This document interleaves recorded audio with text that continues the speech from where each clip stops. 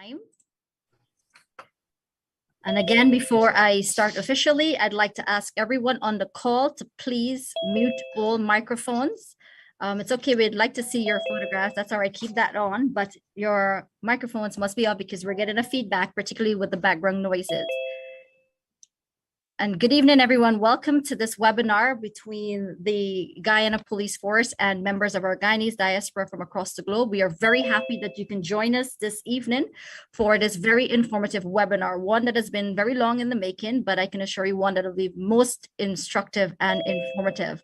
My name is Rosalinda Rasul. For those of you who don't know me, I'm the head of the diaspora unit here at the Ministry of Foreign Affairs and International Cooperation, and I'm extremely delighted to welcome each and every one of you to this webinar. I can assure you this is not the first of its kind, nor will it be the only one for the year. We have many more that will be coming up.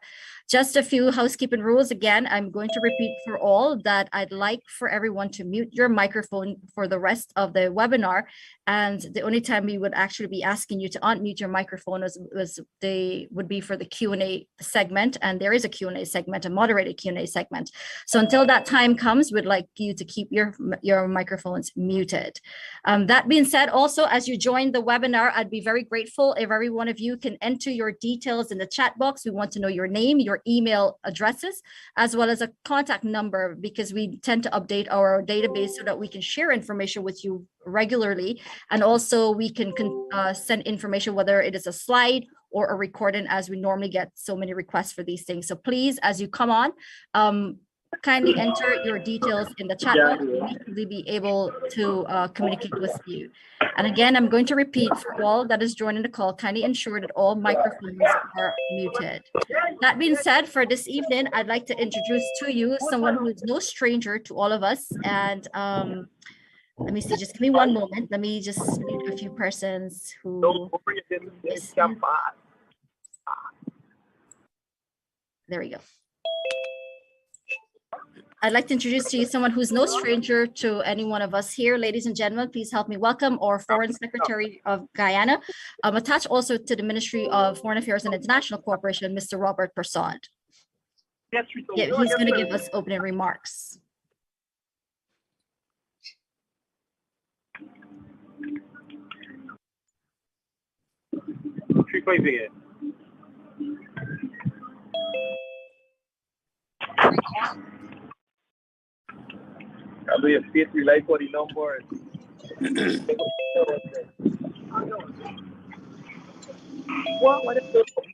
Again, I'm going to ask everyone, we're still getting some feedback. Kindly mute all microphones as you join the call, please.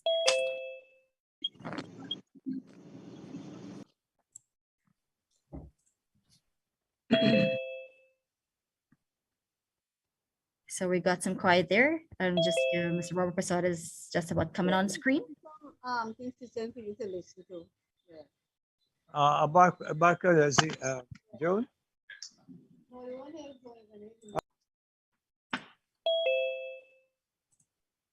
Record.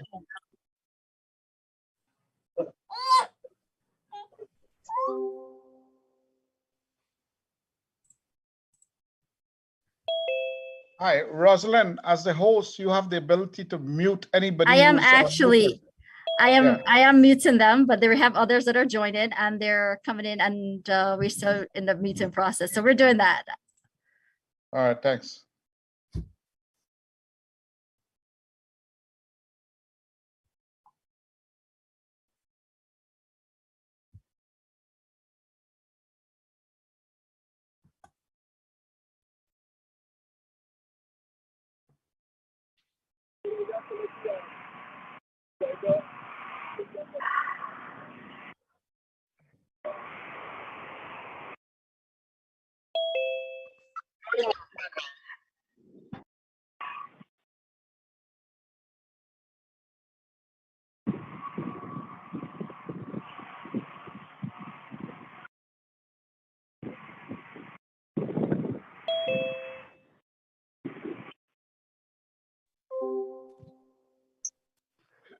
Mr. Robert Prasad needs to unmute his microphone. We can't hear him.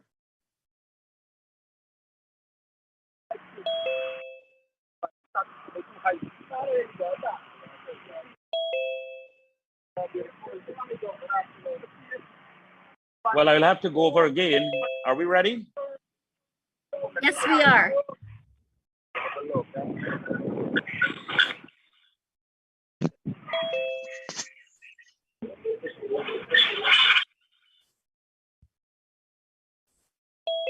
Mr. Prasad, you may proceed.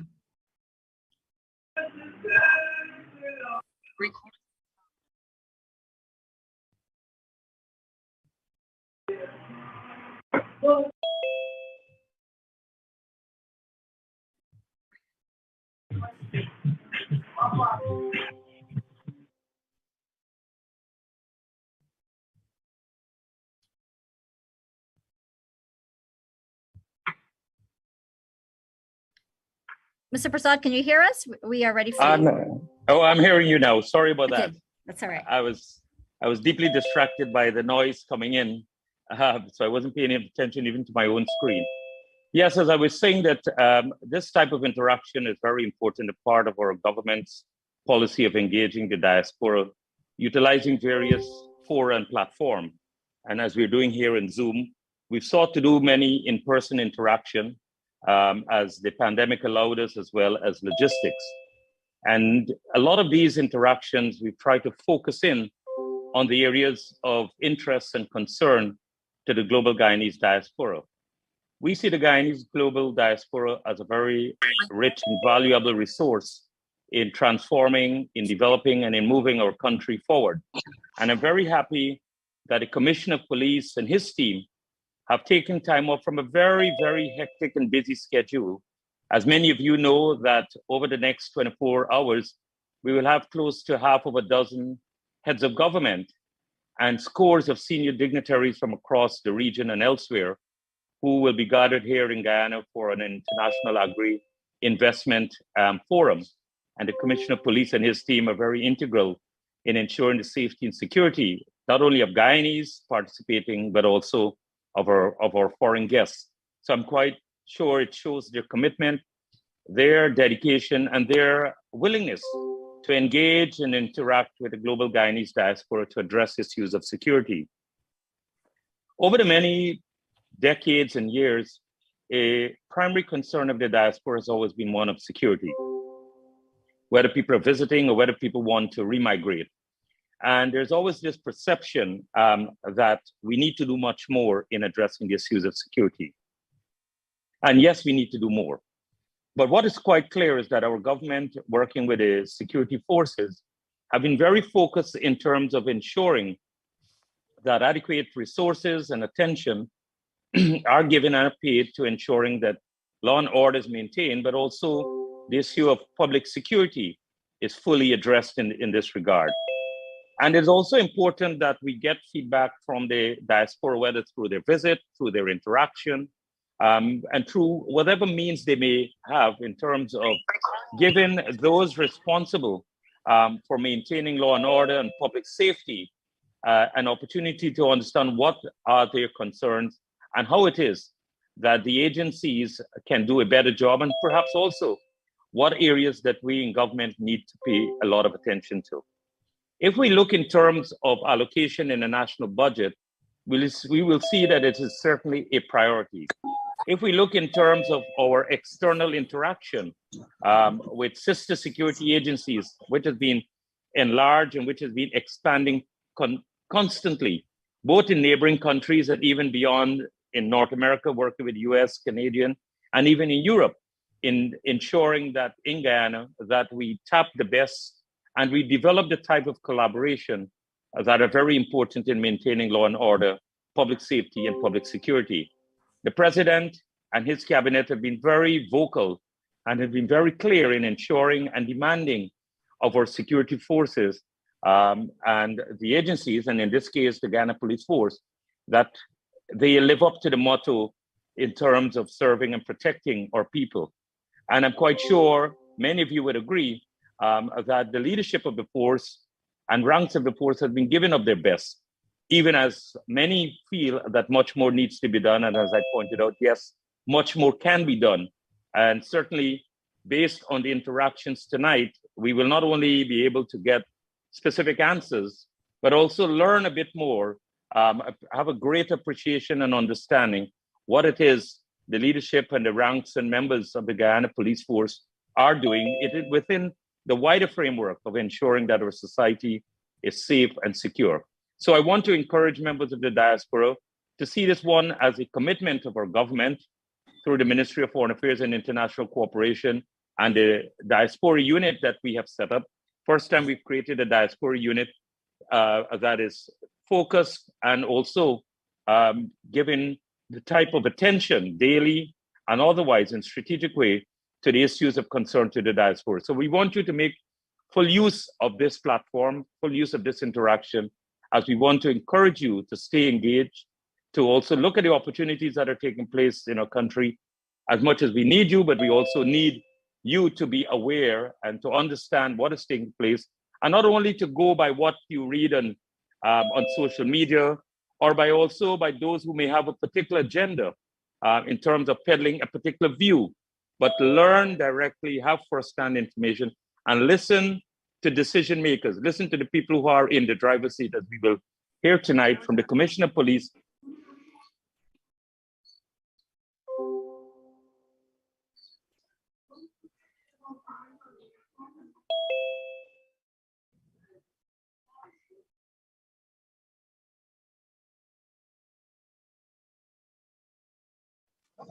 And to participate in this important webinar this evening. Thank you very much again, and we do look forward to a very productive session. Thank you very much for those opening remarks, Foreign Secretary Mr. Robert Prasad. Those are very important points indeed for our diaspora, and it is important that you take cognizance of those remarks, actually. Without further ado, I'm going to introduce to you our very esteemed panel of speakers this afternoon, and who's joining us from the police headquarters down in Bribery, Georgetown. And again, I'm going to remind you to please mute all microphones as you're joining the call, because we are getting your background noises. We're trying not to interrupt the attention and bring the attention of our speakers. Additionally, I'm going to say it one last time that for those of you who are joining the webinar, please enter all of your data in the chat box, your name, your email address, as well as a contact number. We'll be able to keep that on our records so we can email you any additional information, any invitation to events, and also to give you follow-up notes, for example, like the slides or any recording. That's going to be important, because once the commissioner comes on to speak, I will not be disrupting the commissioner actually to make that announcement. So again, please enter all information in the chat boxes. Also, there'll be a moderated Q&A segment, and we will do so with the raised hand when that time comes. But for those who may not want to speak on the form itself, you are free to type your questions, in the chat box, and we'll read them out for the panel. All right. So at this point in time, we're going to take our screen to the police headquarters down in Bribery, so we can have a shot, we can have a look at our esteemed panel, and I'm going to introduce them really quickly to you. So I'm just going to wait on my counterpart, Superintendent Johnson, to just bring up his screen there, please.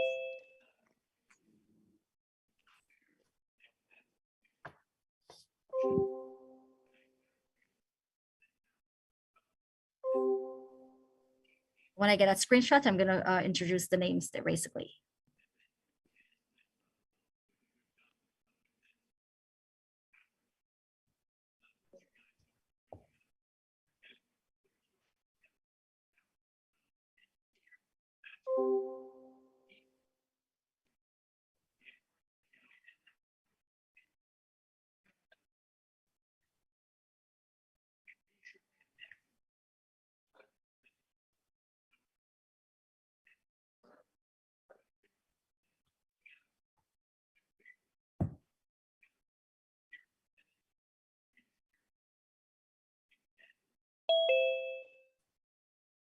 All right, Superintendent Johnson, we are ready for the screenshot.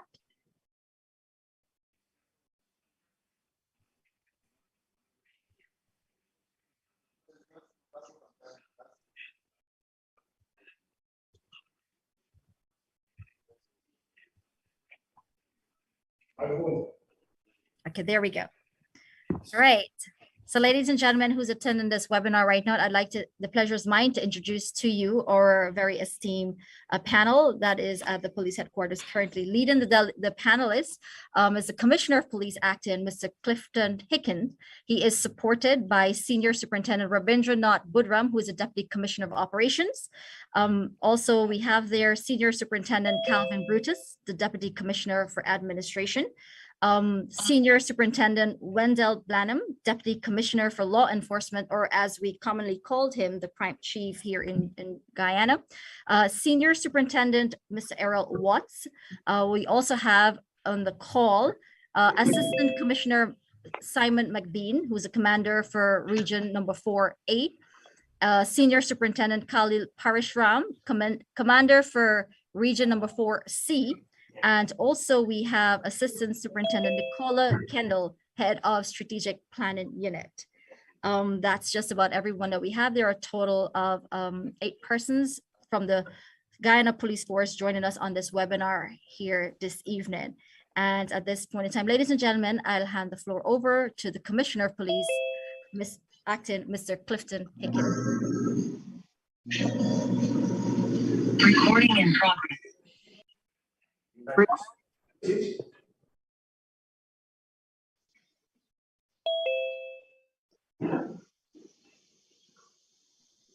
Good evening, Madam Chair, Head of the Diaspora, Under Rasul, Mr. Robert Busan, or his Secretary, colleagues, friends, family, partners from the diaspora. I'm happy, honored, and privileged to be here this evening to speak to you on a police perspective. What are you doing to secure the citizenry? How are we modernizing the Guyana Police Force? And more importantly, how we can benefit from your partnership, your advice, and your interaction so we can add value to our structure that we have in the Guyana Police Force in contemporary policing. And so to commence my presentation, I want to start with a quote. Yeah, what we repeatedly do, excellence then is not an act, but power. Aristotle. And so our national security overview. Guyana is a developing nation with a population of approximately 750 persons. Sorry, 750,000 persons. Crime is generally manageable, and from the outset, while I'm not going to get involved in the details, I'll ask Deputy Commissioner of Enforcement to do a detailed presentation to you within the next 2 weeks.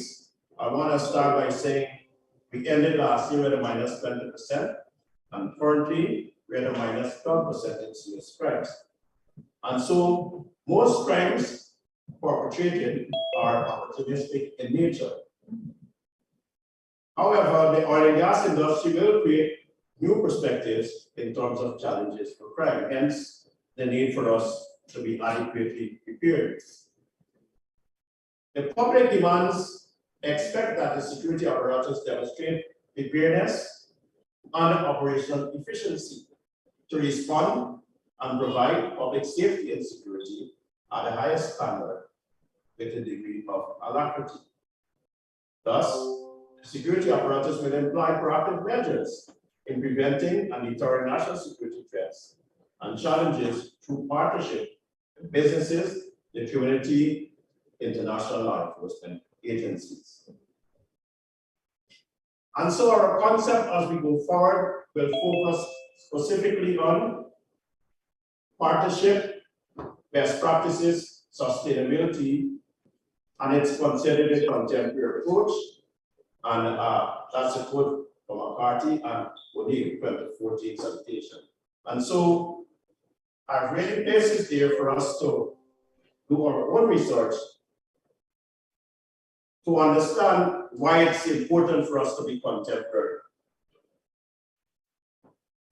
The national security architecture is a structure that encompasses intelligence-led policing, and that's the direction we're going if we're to be strategic in nature.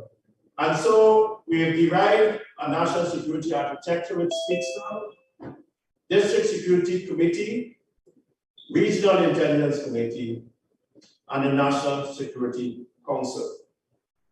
Now, what are we saying? The District Security Committee speaks the gathering of information at the community level. And of course, you will have known by now that the communities are the problematic areas. In fact, the communities make up the composition in which we are required to serve. And so we cannot work in isolation. Hence, it is important for us to have them integrated in a structured way. And so, coming out of that structure, we can compile reports for the Regional Intelligence Committee on security threats and vulnerability at the national security implications. And so, deriving from the District Security Committee is another level or another tier where we call the Regional Intelligence Committee. And that process is determining actionable and unactionable reports deriving from the District Security Committee. At the national level, however, we call it the National Security Council. It's a general oversight of national security and intelligence activities within Guyana, determining the security posture, reviewing security and intelligence program, report and make recommendations to formulate policies. Of course, this apparatus that we have here in terms of structures will generate data, and we can only use the data to adequately direct us in our policy and operational decisions.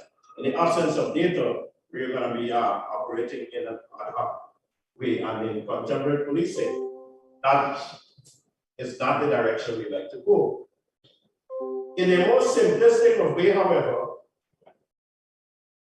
I just want to speak of an example where the district community gathered information in relation to some social event that is affecting members of the communities. And one as simple as the lack of electricity.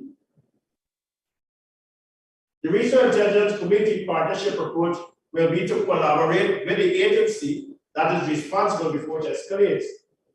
And so at the national security level, they can derive a policy to ensure that there is sustenance in that regard.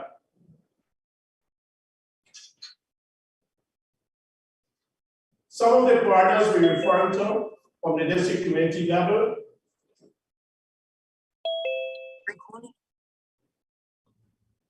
we're speaking to the National Democratic Council, the Association of Minibuses, the Guyana Defense Force, non-governmental organizations, very importantly to set the moral foundation, members of the faith-based organization, the Special Branch, Guyana Revenue Authority, just to name a few.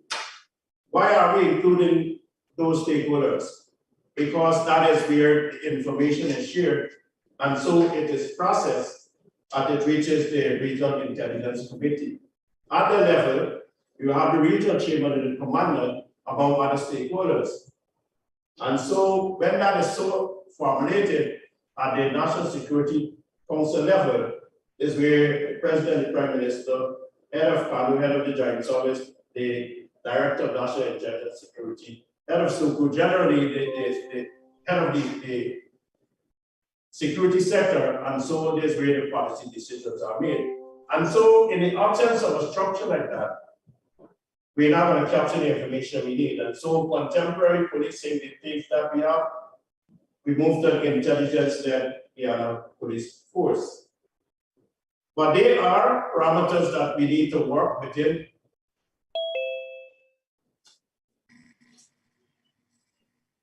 The framework of the law. And so we have a Guyana Defense Force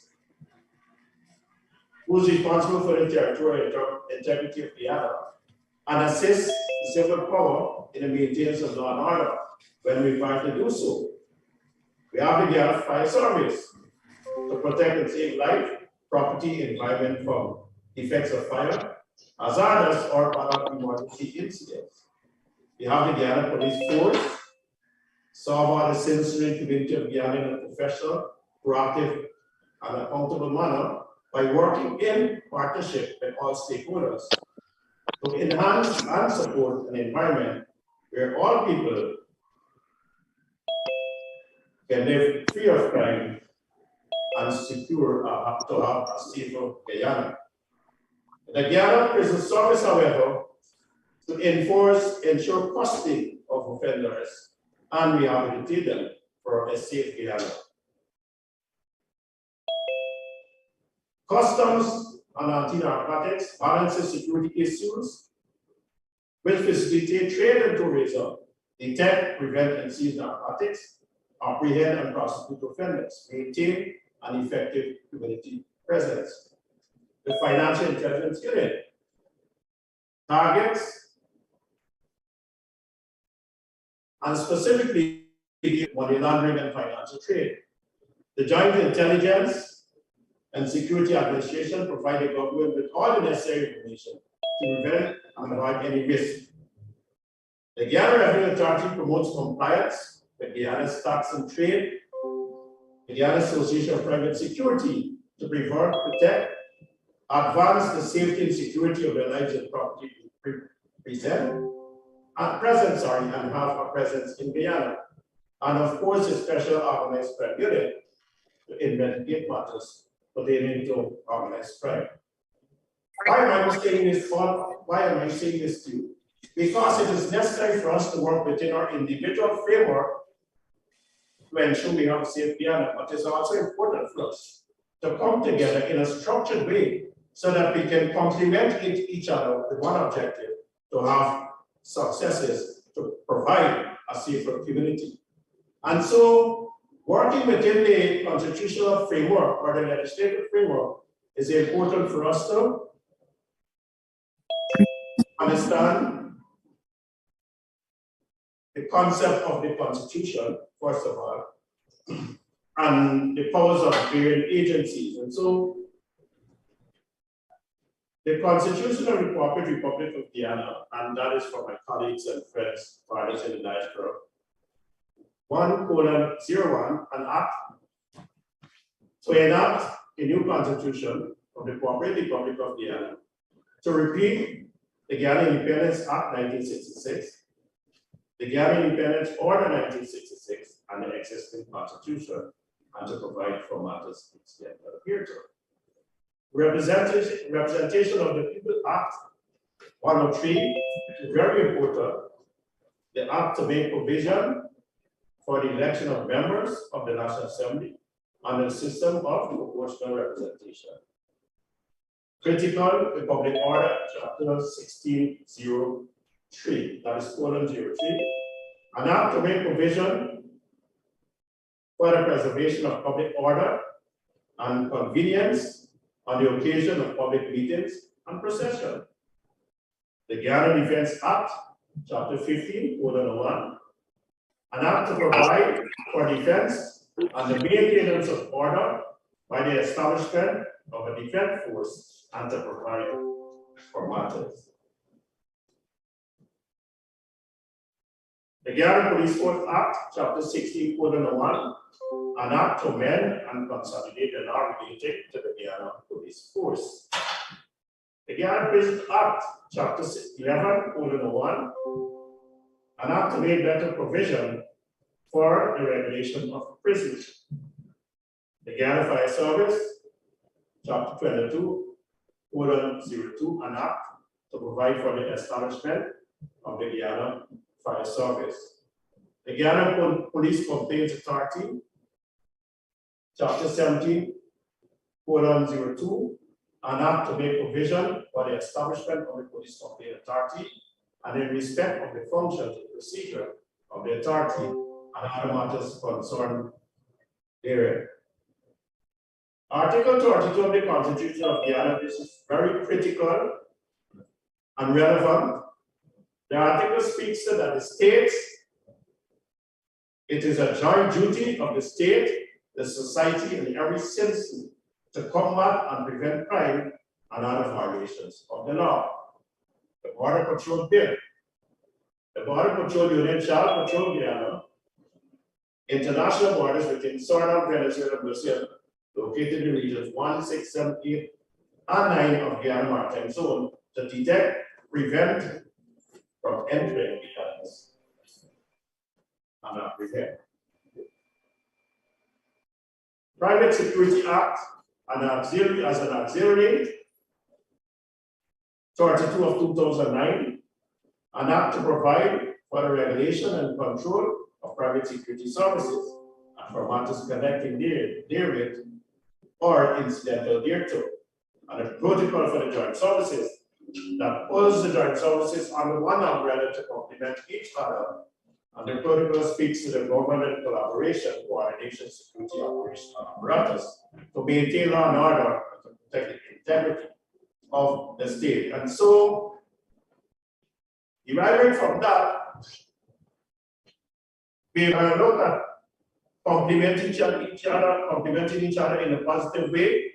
And so where there's gaps, the joint services protocol will fill those gaps. And so generally, we'll have one security process, one security outlook, one security objective when we're dealing with maintaining a peaceful community in that regard. I'm going to leave a citation here for further research. The police operations incorporate the role of the police in society. And we are part of society. It will be remiss of me not to complement this, however, with a strategic commissioning. And so it is using an evidence intelligence-led approach to prevent and detect crime in the most effective way. The operations department will specify and deliver appropriate service to secure the best outcomes.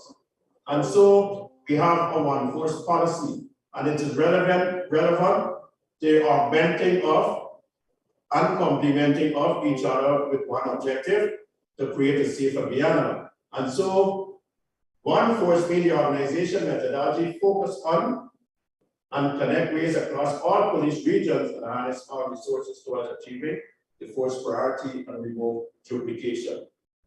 And so strong partnership is necessary, recognizing the need to collaborate with a wider system, partners and agencies across Guyana and globally to ensure best practices with the service delivery to the citizenry.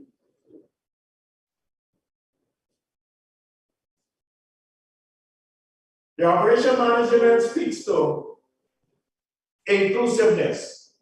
And so, while I'm not going to go through in detail, there's resources, there's input, they're complementing each other.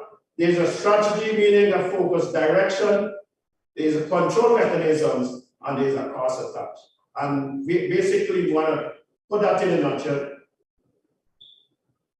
Input versus output to see the outcome based on the resources we put into that. And so, having give you a preamble in relation to the general security apparatus and the framework in which we can work with or we cannot disregard, we now focus specifically on the police strategic plan. And so why do we have a strategic plan? The Guyana Police Force strategic plan will give you a coverage between the years between 2002 2006. It's coherent with the Police Act Chapter 61. It serves as a roadmap for the transition of the Guyana Police Force into a modernized, diversified, and accountable police force. The strategic plan is guided by a strong and effective strategic management process that assesses the following: where we are today, where we plan to go, how will we deliver tangible action results. The management plan speaks to culture. I'm not going to spend too much of time on that, but just to say that our recruitment process speaks to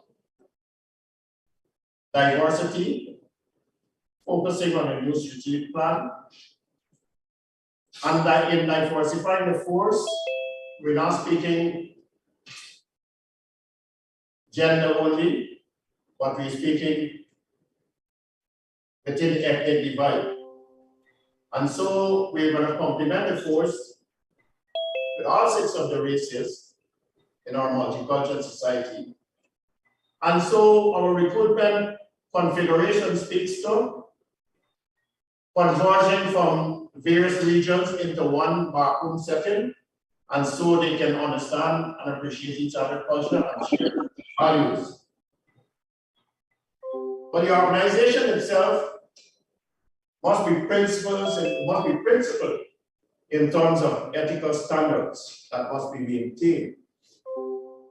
This ethical standard must be evident, deriving from the behavior of the senior echelon of the force, where we normally refer to the executive leadership team.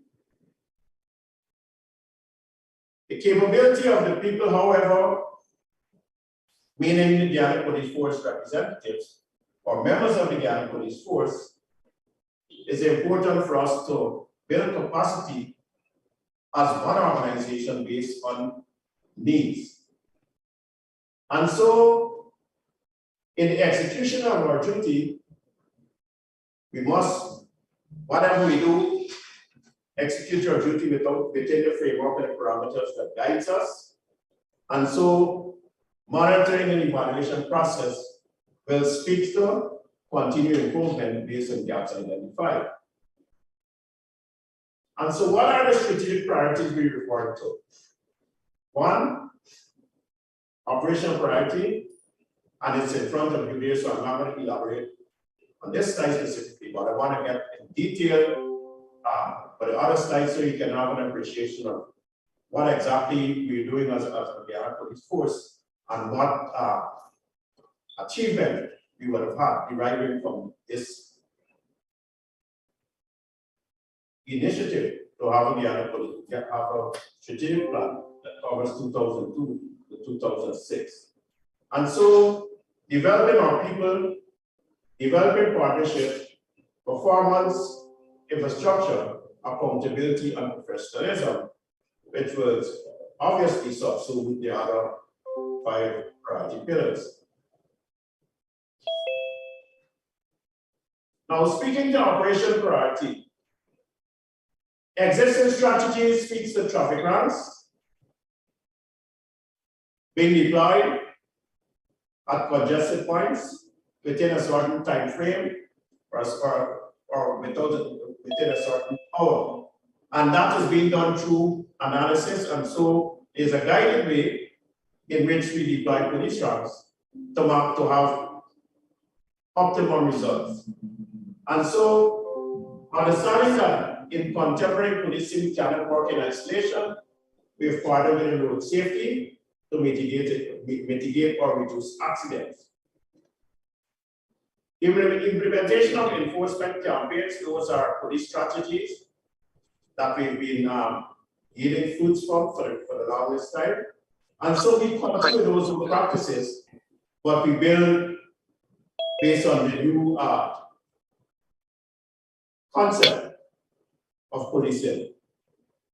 And so in our operations, we move away from traffic, and we've now included implementation of border security management and cross-border operations. You know, we're not firearm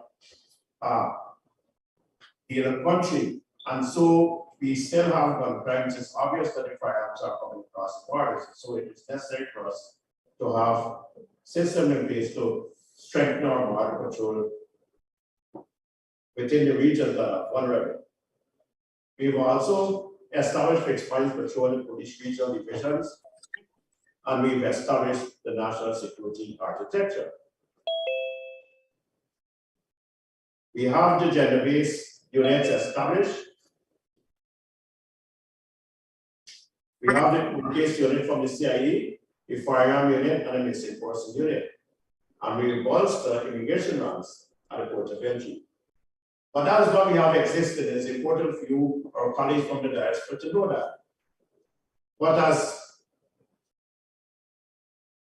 changes what have taken place is said in life, the only thing remain constant is change.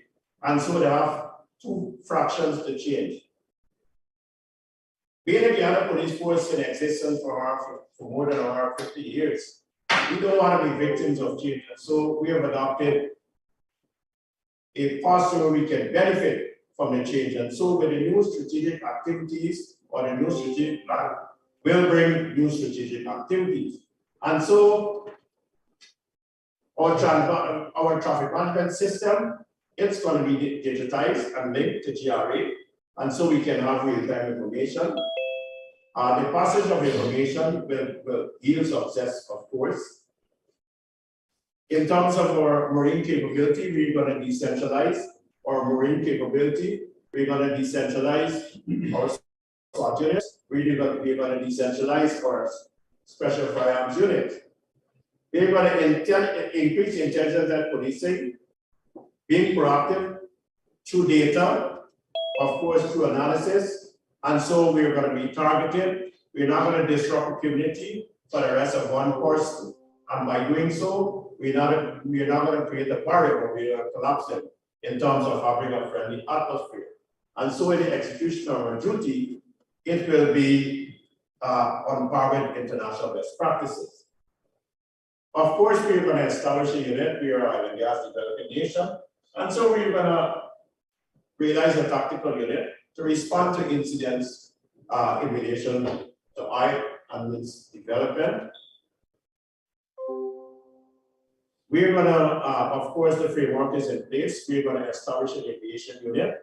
And like I said before, the strategic plan is based on where we were, where we are, in fact, where we are and where we like to go. And so the establishment of an A-ring is necessary at this time. And so when we will be trying to respond to regions, and when we try to move troops, in fact, when we are doing reconnaissance. And so we want to be self-sufficient as a Guyana police force, and that is within our framework. Establish a traffic and crime plan that complement each other, and develop an information scheme that can add to our clear grade.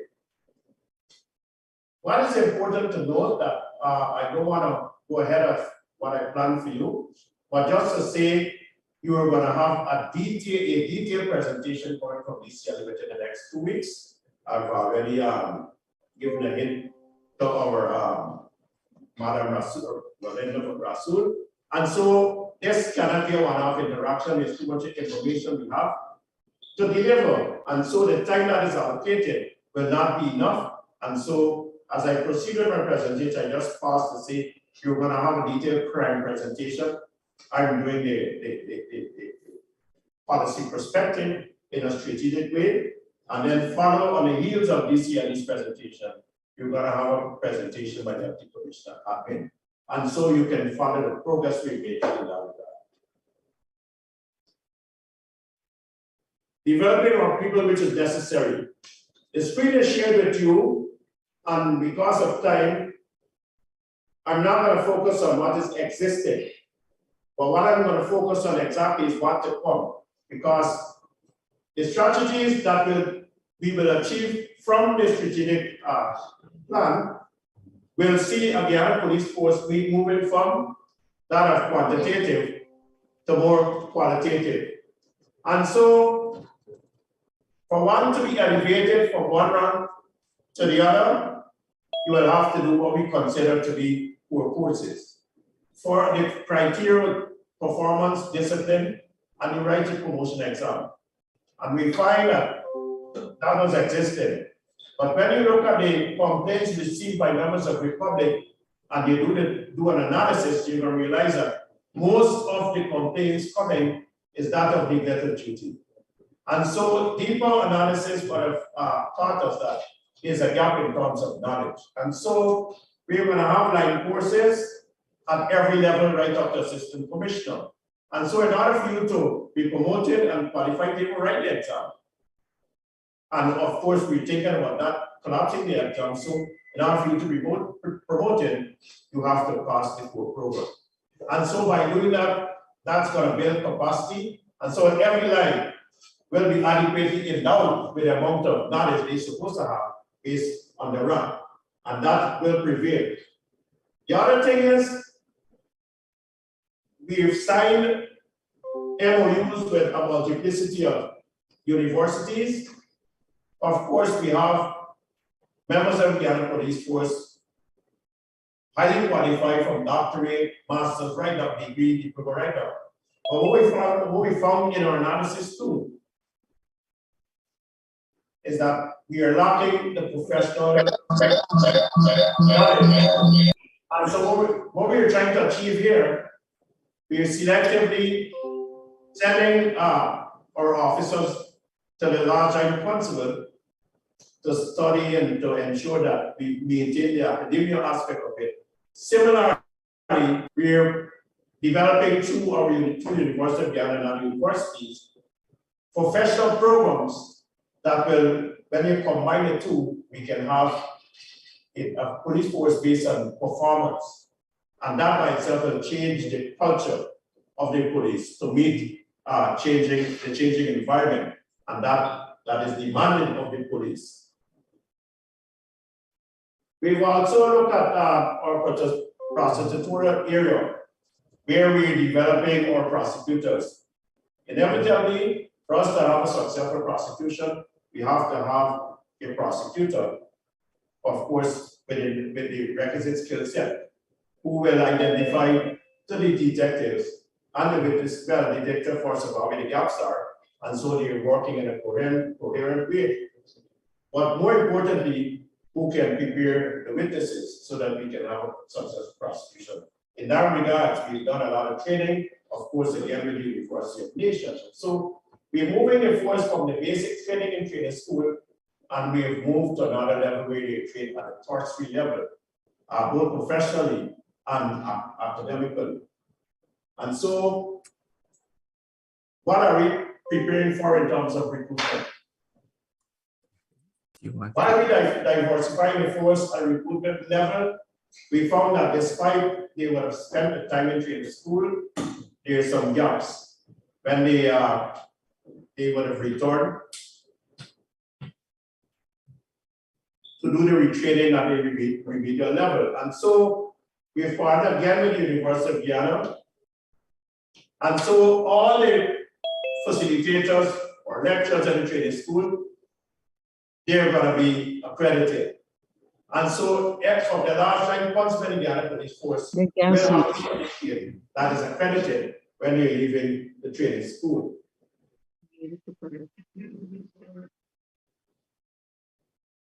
Welfare.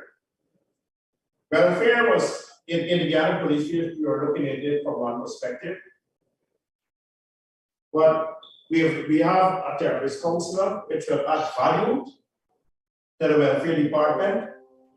And so we've also established too a daycare center headquarters, and that will be decentralized. And so that Guyana Police, members of the Guyana Police Force will be cared for and understand that they can focus on the police work and the children are being taken care of. And like I said before, I would really want to go through in detail with you, but time would not permit me. And so I'm going to move away from developing our people, and I'm going to speak to the most critical of them all, which is the partnership approach. And so existing strategies will be on the left where the green is, but I want to speak specifically of our focus. And so our public strategies, we are going to increase community and youth engagement in vulnerable communities. Who are we targeting? We're targeting the youths. Why are we targeting the youths? Because again, we are more evidence-based, and we found that youths are perpetrating crimes against themselves and others. And in the prison, as we speak, there's an increase in youths going to the prison because community pressure, peer pressure, or otherwise negatively influenced. And as members of the Guyana Police Force, we recognize that through our analysis, and so we're engaging the youths and to identify where the problems are, mitigating it at an early stage. But we're not only doing that, we are preparing them for the world of work in the community through we're establishing what we call a community relations unit. We've been engaging the communities for a very long time. We know that we can yield success in that regard, but it was not done in a structured way so that it can be sustained. And in that regard, we formed a community relations department. But we've already started formation of a community foundation department. And that foundation will be run by members of the public in conjunction with members of the Guyana Police Force. Of course, members of the private sector, faith-based organization. And of course, with willingness from members of the diaspora, you can even be a part of it. That board that we're forming. And so that by itself will be sustained in a structured way, and so we can target youths from the length and breadth of Guyana, the 10 administrative regions with our other partners. What we've done thus far, we've partnered with the private sector. Of course, the corporate sector, they have a responsibility to ensure the shape the environment and culture in terms of employment. And we've partnered with them because after we would have done our vocational training skill, we would like to see the continuity and so put them in the field of work. And if we can identify vulnerable communities, work with them in a skill way, have them develop capacity, integrate them through the private sector, that by itself will mitigate against crime and violence. And it is evident that it will work because sometime in 2014, we have started in Pakistan and we understand the evidence of the success we will have. And so that is necessary to go forward in contemporary time. However, we cannot, of course, isolate our partners or confine one of better term our partners to Guyana only.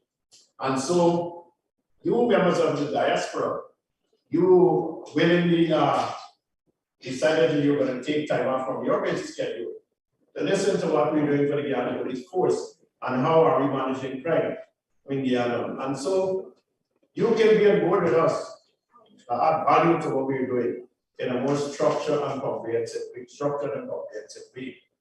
And so, as I'm on partnership,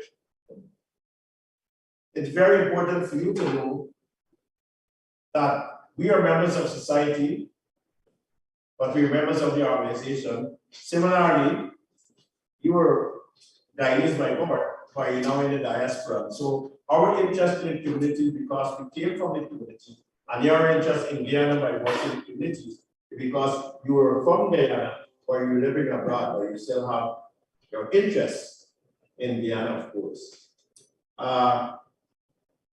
Our prevention programs is very important for us to have them sustained. And so one national activity that parents are comfortable having their children with the police, we call it this Scouts Group. And the Scout Group is a foundation that has developed youths in vulnerable communities, prepare them structurally for manhood and change them from crime, but that is only one dimension. We thought that if we decentralize the process and form alliances with many other stakeholders, we can move the process with some degree of alacrity. And so Ministry of Labor was a targeted ministry for us. And so we've partnered with Ministry of Labor, and that is to create skill set. And so if we can, based on our projection, we're going to have carpentry, welding, generally masonry and construction. We can prepare them when they would have graduated. Again, the private sector for the continuity. where we're developing as a nation infrastructurally. And so we qualify them to be part of the work market. And so this by itself will take financial activity back to the community in where they're from. It's going to change the way they think and change the culture. And so the one best way of policing that we would normally practice prior to our contemporary intervention is you go in the community only when you're going for a perpetrator, only when there's a report that's changed dramatically. And so we actually in the communities all day and all night, and so that members of the public won't have to fear when police coming anymore. Why am I going in detail with this, especially partnership? Is because I want to give you the diaspora a sense of relief in terms of police-community relation. There's an interest to come on board by stakeholders. We're overwhelmed with or inundated with emails and letters coming on board from different perspectives. And so we've already, without forming the foundation, we've already have pledges for cosmetology programs for the young women. And so we're encouraging participation, and that's why we're forming the board, so it can be more transparent. Our objective to have a safer community is very, very important because that will build a bridge with the public and the police, and it will, of course, build trust. And this is so important to us. And so, after the formations will come a multiplicity of TORs, work plans, and integration. And so, we've already have the station management established, and there's, based on the terms of reference, they're looking at the conduciveness of the police to enhance performance. But they understand they're getting close in terms of seeing the police work generally. And so we're having more civilian engagement in the police operation. I think that by itself is seeing the change in the police culture and the police behavior. And so I just want to move on from partnership and speak to performance. How do we measure performance in the Guyana Police Force? Well, after my ascension as the Commissioner of Police, acting Commissioner of Police, I have a young group of deputy commissioners, and that is the executive leadership team. And so this is the epitome of leadership where decision making is concerned. And so decisions don't be made by the commission in isolation. Decisions will now be made among the ELT group. And so policies deriving from the strategic plan will be discussed at ELT level, and then it will be sent at a performance level as where the commanders and the departments will converge. And so implementation. What is critical for you to know is this: the strategic plan implementation will have the involvement of all the commanders and every level rank and file at every level, from the last time constable. And so the first methodology we're going to use in this regard is to ensure that the pillars regarding the inclusiveness is done with some degree of stringent monitoring process. And so after the executive leadership would have been resuscitated, branch commanders, divisional commanders, officers of ranks and file will be held responsible for the action. And I said openly at the public, and I'm going to repeat for emphasis, commanders and their departments will be held accountable based on their performance. And so I'm not going to go into the finer details because I've done it in a way that is explicit and it can be easily understood. But just to say that we decentralize, And we want to have every region self-sufficient. And so it will cut down on the movement in terms of complementing each other. And so the way to police the region, the statistics coming out of the region, the management of the region, the commander will be responsible. Similarly, coming out of the departments, the person in charge, or the department head, will be responsible. Here's a risk management unit that is in the pipeline, and there's a monitoring evaluation unit that is in the pipeline. However, we have civilian employees within the Guyana Police Force that is helping to change the culture and the way we do things. And so if the need arises for us to have a specialist in the human resources department, that possibility will exist. And so as we transform the force from the one best way to a contemporary police force, the input of all these mechanisms and structures we have in place will, of course, change the Guyana Police Force to one that is professional. With oil and gas sector, we expect to have investors coming in. We have migration problems coming from our borders of Venezuela. And so inevitably, we will see a culture change. The investors and the migrants and all of the countries that are converging in terms of pull factors to develop in Guyana, we will of course see a different shift in terms of the way we do things. And so failing to prepare is preparing to fail. And so coming out of our strategic direction, we're preparing our policemen and women. And so we can meet international best practices in our regard. Our infrastructure, again, I'm going to speak to what is to come, but just to say that since the security strengthening program, we've completed 17 structures in terms of station and outposts for the police, with 2 ongoing.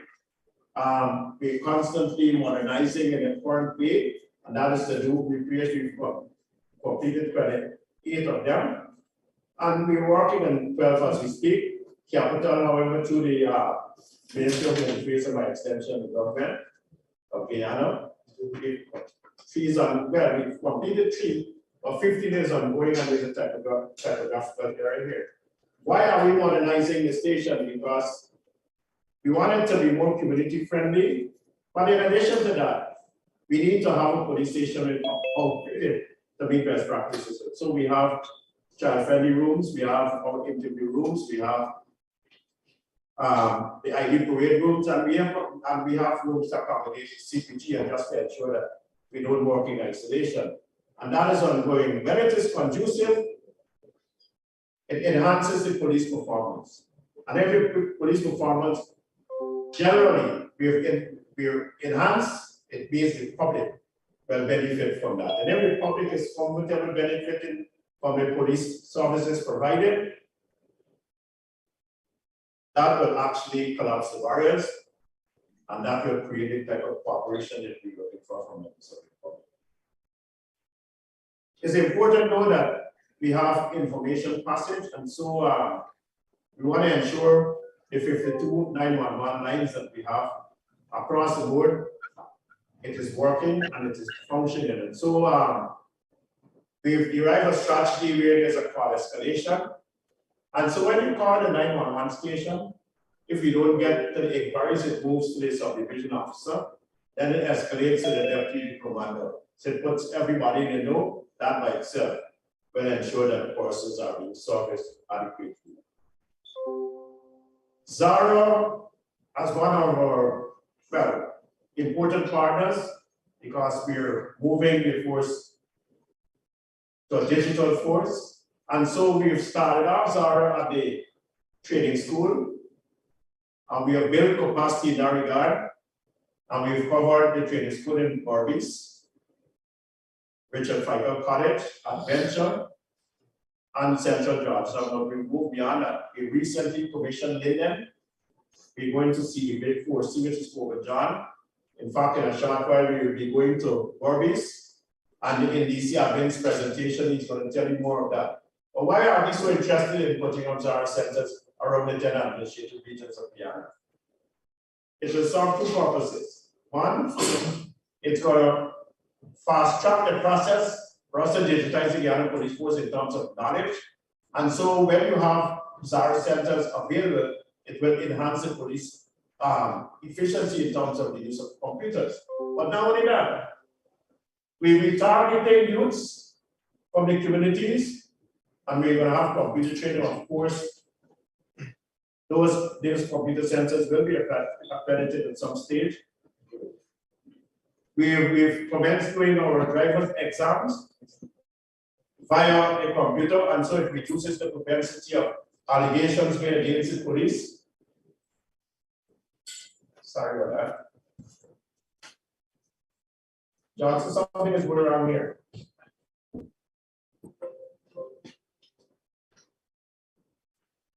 I'm going to find it out. I'm going to find it out afterwards.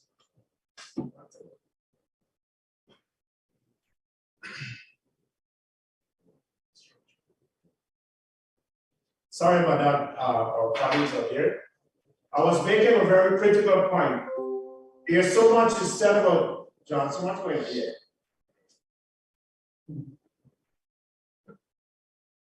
Can I? There's so much said about, about the traffic ranks and then traffic exams and the time it is taking. And so we decided that we're going to digitize the force.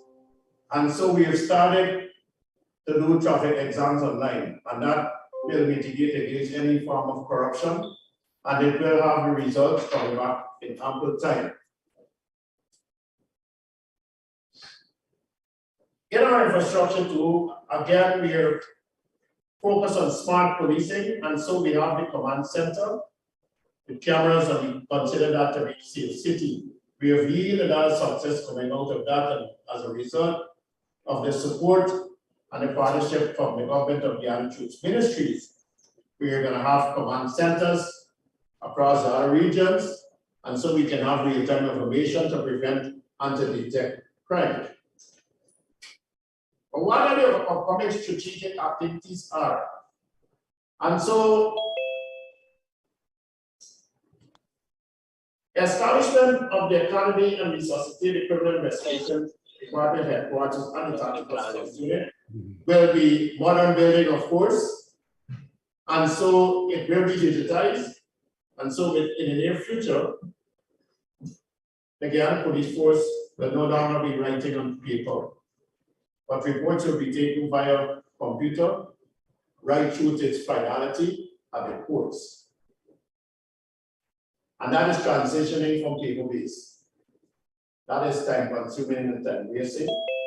And so, as I said, we don't want the police force to be deemed as victims to change, and so we're going to be beneficiaries.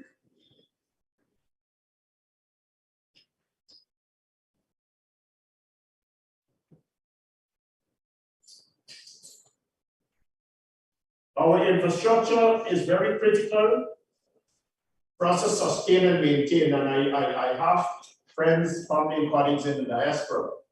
In fact, before the meeting commenced, I had a text and asked, and I was told, of course, I'm not seeing dilapidated building anymore in the Guyana Police Force.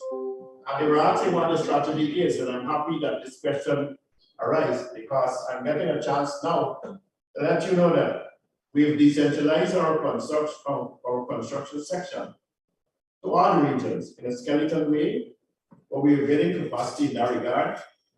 And so I must let you know too that through the government of Guyana, we like to increase our strength. And so based on our strategic responsibility, you're going to see the buildings maintenance of a high standard and community friendly. And that will not change based on our outline and our strategic responsibility. I know I'm going to give them an hour, and I've passed the hour, but just give me a chance to finish up on this slide because it is so critical and so important to us. How are we going to hold the policemen and women accountable?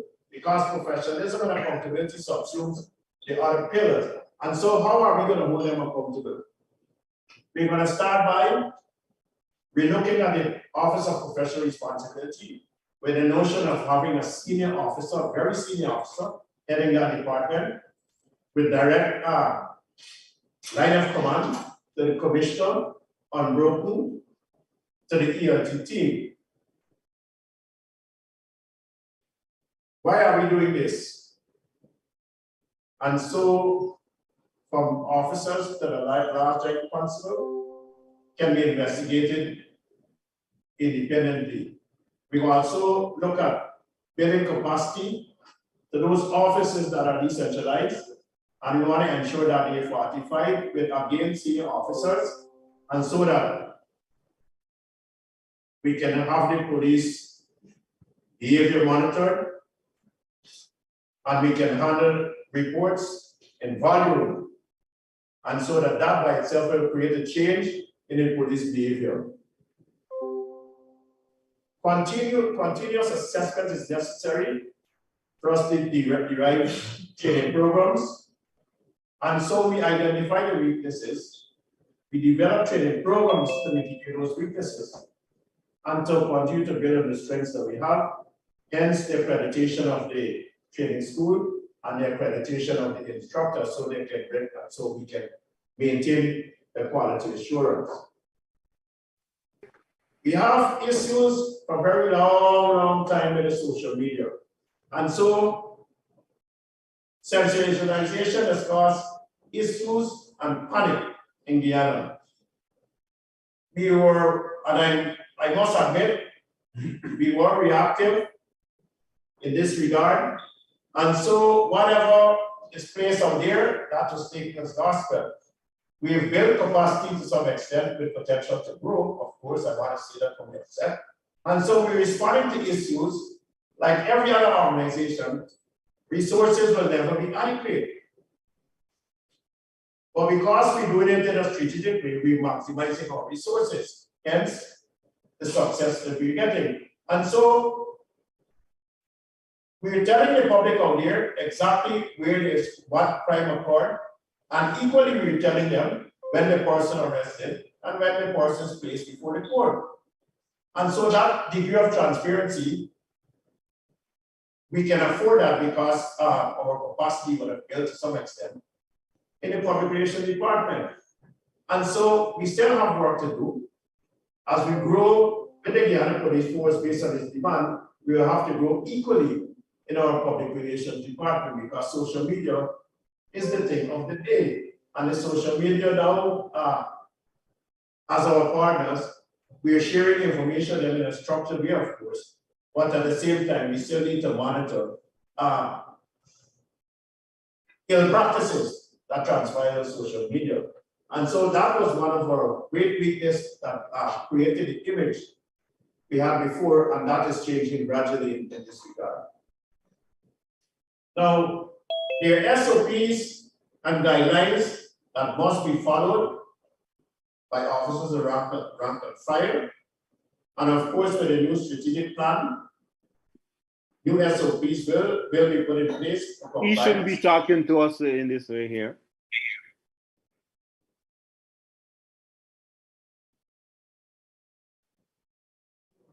I'm getting a feedback. And so we're saying SOPs must be complied with. And in ensuring that SOPs are complied with, we're going to ensure that we minimize the level of conflict with the public in that regard.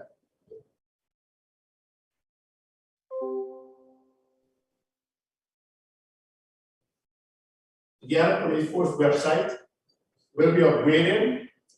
And so you're going to have an hands-on to what we're doing. You will have an in-look at the Guyana Police Force and all the policies. We're going to provide you with every update. And so we're going to be as transparent as we can be. And so we're no longer working in isolation, or we want to work as a collective. In the implementation of short, medium, and long term, as we grow with the Guyana Police Force, we're going to focus heavily on accountability management, especially in the area of finance. And so we had our issues where we had some improprieties at the finance office. And so we are working in that regard to build capacity. And we've signed MOUs with CACIPROM, and so that's an accounting firm. And they're building our resources up to speed, and so we can be more transparent in that regard. Leadership and ethical behavior will start at this level, and so unethical behavior will not be accepted at the lower level. What we derive from all of this, that as an organization as old as the Guyana Police Force, with the demands based on the mission statement and the change in the environment, working together is necessary, because if you work alone, you will not succeed. So I want to conclude with a quote. Coming together is the beginning, keeping together is progress, working together is success. Carry forward. Now I've given you a strategic perspective of the Guyana Police Force, where we are and where we're going. No longer where we like to go, where we're going. And so this is just to whet the appetite for a conversation to start. And from our conversation tonight, like I said before, Deputy Commissioner of Enforcement will give you an in-depth presentation in terms of crime, stats, on all aspect of this, what should be entailed for your understanding and consumption. And then Deputy Commissioner Admin will speak on this development. Thereafter, we can meet you quarterly, and so you can have an insight of what we're doing. But it will be remiss of me before I leave not to ask for something from you. It's a two-way process. And so now that we're having this conversation, you can be integrally involved in what we're doing. One, by identifying areas in which you like to support.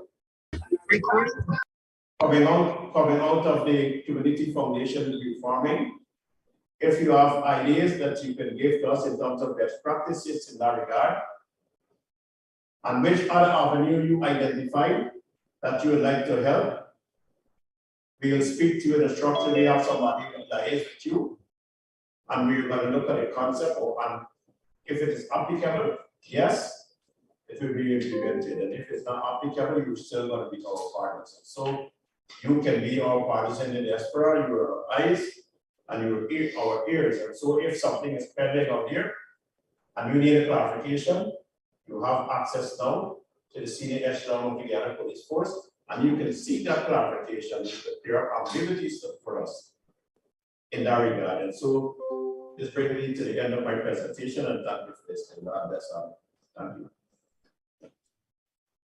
Excellent. Thank you very much, Commissioner, for a very comprehensive presentation that covers pretty much all the various areas dealing with law enforcement and security.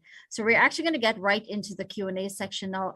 For those of you who would like to ask your questions, please do so by using the raise hand feature at the bottom of your screen. And I'm going to ask the persons to unmute and to ask their questions as I see them on my screen. Now your screen, the order might appear very differently. So don't feel at any point that I'm actually overlooking anyone. I'm just going to call them as I see them ranked on my screen. I'm going to encourage you to be very respectful in your question, also be very brief so we can get as many questions in as possible. At some point in time, I'm going to take some of the questions that I've seen in the chat box. There has been a lot of questions in the chat box. So we're going to try to have some of the persons ask their questions, and I'm going to read out some of those. But let's get on to the questions. And I'm going to start with Mr. John. And by the way, before we do so, I'm going to ask you, I'm just going to call you out as I see the identification on the screen, but I would be very grateful if you just give your name and which country you are speaking to us from.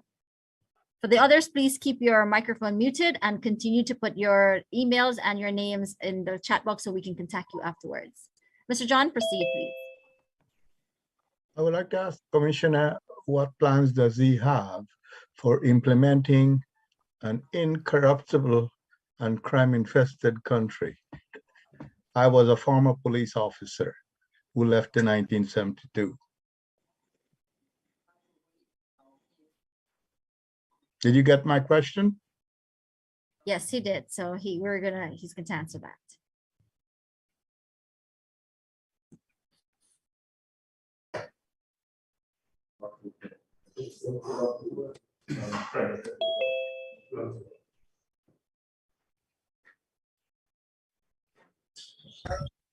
Moderator, can you repeat the question if you don't mind? Yes, Mr. John, please repeat your question. I would like to know what plans do you have to fight corruption and bribery in your police force? I was a former police officer who left in 1972.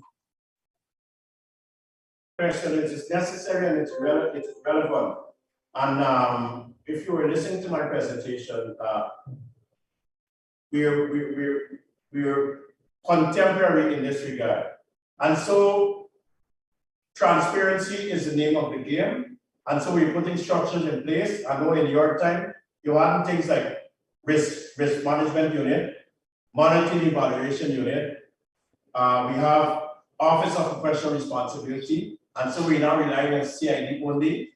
We have Police Complaint Authority. And so we have small departments within the Guyana Police Force that are holding the police accountable and encouraging best practices. And so you're right ahead the question, but this is contemporary policing. And so if you, like you are our partners now and our friend, check the name, you're going to see police are in place before the court, deriving from malpractices. And so they're not going to escape. You're corruptible, you're corrupting the force and you're going to escape. No, the force has policies, the force has guidelines, the force has SOPs. And so if an individual or a few decide that they're going to make independent decisions to be rogue, that is not a policy of the organization. And there are consequences, so they're going to be placed before the court. We have these mechanisms in place to mitigate against crime and corruption. But I like the question, but we're contemporary and we're building capacity and we're being more transparent by inclusion of members of the stakeholders and members of civil society, including members of the diaspora. I hope that has answered your question. Thank you very much, Commissioner. We'll take the next question from Imam Imran Ali. Very much, Mr. Rasool. First of all, to all the distinguished officers, you have our sincere gratitude for your years of service, so thank you very much. I was very delighted to hear in your presentation ethical standards. And while I don't have a question, I admire the procedure that you're embarking on to take you where you'd like to be. And with regards to ethical standards, I would kindly ask for you to focus on a few areas which I think, if taken into consideration, would definitely be an asset to the service itself and will definitely bring answers to all the problems that I see in the chat. And so a few areas that I think would be of help to you, and I don't know if I remember saying I'm from Canada, and I've been a police chaplain for the last 12 years. Things that are going to really be of great use to the service would be organizational wellness. Organizational wellness will take care of the police officers in many ways, and it's not the time for me to do a lecture or a Friday khutbah, but I can definitely send you the information that would be necessary. So in organizational wellness, you know, EAP is extremely important, Employment Assistance Program. I don't know how what that takes or what it is in Guyana, but that's extremely important. Also, to come into perspective would be peer support.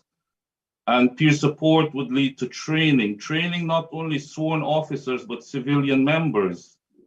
Another area is your diversity, equity, and inclusion. And then the last point is your community partners, stakeholders. I know these are all broad terms and you're quite aware of them. And this is not to change how you do policing, it's just more to make it more efficient and to make the officers, you know, realize the responsibility that they have. And you don't know how happy I am to see you and your leadership team there together. It speaks volume because, you know, many times you just get one person, but to have the whole team there amidst, you know, the fact that you have such an important event happening in Guyana right now where your security is needed really means a lot, as the Foreign Secretary mentioned. It really means a lot that you're taking the time to do this. We know that you want to get this right. And so I'm not going to go into the details of what happens on the road or where else and the noise. And all. I know these are factors, but I think if we focus on the important things as you're doing, it's really going to make a difference. And then lastly, I don't know how many Guyanese, including myself, until I you know, began to be in policing, would know the difference between investigation that you do, and then you take that to the Crown, and you really don't have any more say in what the Crown does. And I don't think many people understand that you have boundaries. They're like, oh, the police allowed the guy to go back on the road, not realizing that you did all that you could have done, but then, you know, the Crown doesn't get the responsibility. It comes back to the police. And so I think these are all ways in which you can really put into the process that you're already building. And I hope that you will continue, and all the best. And we can remove this word acting from your name if I'm not stepping into any political boundary. I think you've done a great job, Commissioner, and thank you very much to you and your team. Thank you, Mr. Sewell. Thank you very much, Mr. Ali, for those comments. And we've made some notes, which we're also going to pass on to the commissioner. And I do believe we have a project also that we'll be working with you on. Thank you very much for that. Our next questioner will be Mr. Dr. Jerry Jailal. Ms. Rosalind, thank you and the Diaspora Unit for arranging this session. And Mr. Commissioner, thank you for the work that the police force is doing. Guyana has crime, but we also note that the police has been able to solve a lot of the crimes, especially using camera footage. The question I want to ask that diasporans are most concerned about is a question of safety and security when they come to Guyana. And I've talked to people, some have never gone back to Guyana because of their concern for their safety while they are there. And so one question I want to ask is, in the West Coast Berbice incident with the Henry Boys and the protests, there were Indians in the diaspora who were pulled out of cars and brutalized, and they were heading for the airport and they were pulled out of cars and brutalized. Why did the police force not charge anyone, although there is lots of video footage to identify the perpetrators? And the second question is, would diasporans get priority points for firearm licenses since they have targets on their backs when they go to Guyana? Can I respond? Certainly, Commissioner. The second question, I didn't hear. I heard the first question, the rest was for reason and the rest of it. We can barely hear what he is saying. We can barely hear. We cannot hear. He's very low. Yeah, I need the second question. I heard the first question. I need the second question. Okay, the second question is, diasporans would like to have firearms if they return to Guyana to live. As you know, in the US, you can own as many firearms as you want. And so if there are firearm owners here and they go to Guyana, is there a system, or can you have points if you're a diasporan, especially since people tend to target you? You have a target on your back when you go to Guyana. Those are fair questions. Yeah. And while I'm not going to answer the question in a holistic way, I'm just going to be pointed. And so the Henry brothers, persons are charged and placed before the court, and they're in prison as we speak. Persons were charged for many offenses. We can't say that all the persons that perpetrated act of crime during that period were charged, but persons were charged and they were placed before court. And then it was in the papers and so on the social media. The second aspect of that, yes, members of the diaspora, like every other Guyanese that are currently living here, are entitled to firearms. However, there's a criteria to have a firearm. And once you meet that criteria, you're entitled to a firearm. And so the procedure is very simple. Let me just help you. One, you go to the Ministry of Home Affairs website. You fill out the form, it's explicit. And so it's easy for you to have them fill out. The second thing, you send it to the commissioner office to the mail, or you bring it in person. We redirect it to the commander. The commander does his investigation. It comes back to the commissioner. He sends it to the background police, the alien special branch. It comes back to the commissioner, then we send it to the Minister of Home Affairs. The minister do what he has to do and send it to the firearm board.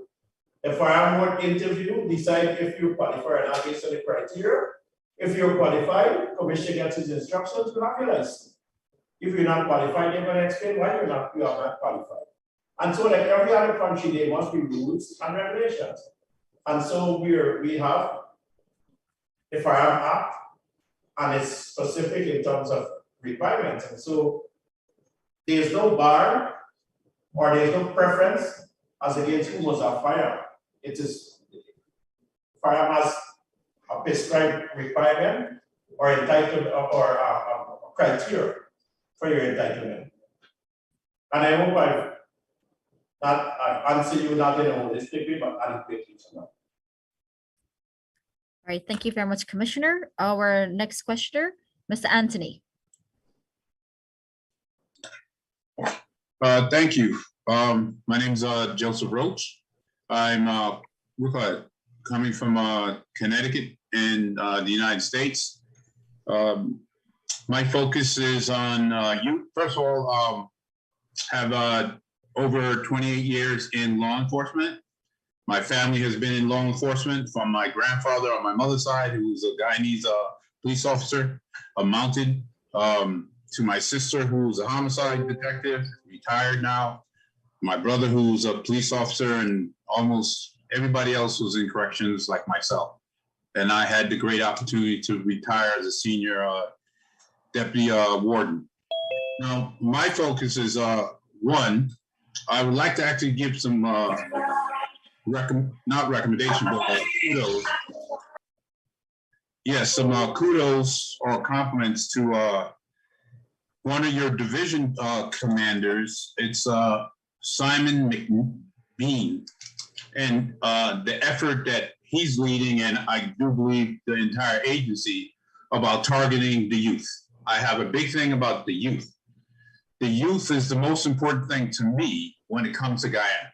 You will get enough, you will get a lot of us older folks, I like to say, who would be willing to come and help. But down the road, you're going to have to depend on the young people of Guyana. And I think that is a big, important focus, maybe education and stuff like that. but to engage the youth before they start doing negative things. That is a very important thing. And that's one of the things that we've always tried up here in Connecticut and the area I'm from. I commend you on trying to change the culture of the agency. That's a big thing. It goes on here constantly.